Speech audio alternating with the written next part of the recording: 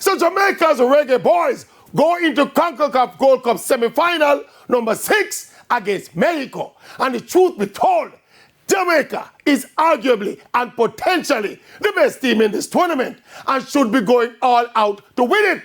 And I'm going to show you the very simple fundamental why already there is a buzz developing around this Reggae Boyz team.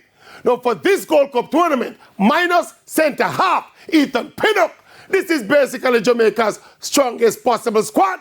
And for the first time in many moons, certainly in recent times, going into this semi-final against Mexico, the Maverick or any other ardent Reggae Boyz fan can comfortably name the Jamaican starting 11 and the formation and the position of each player on the team.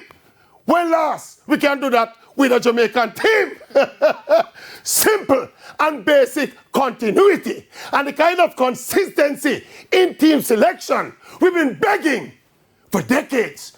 And it's not by chance that our best possible squad with a stable starting 11, the team is looking settled and getting better with every single game. Simple, fundamental.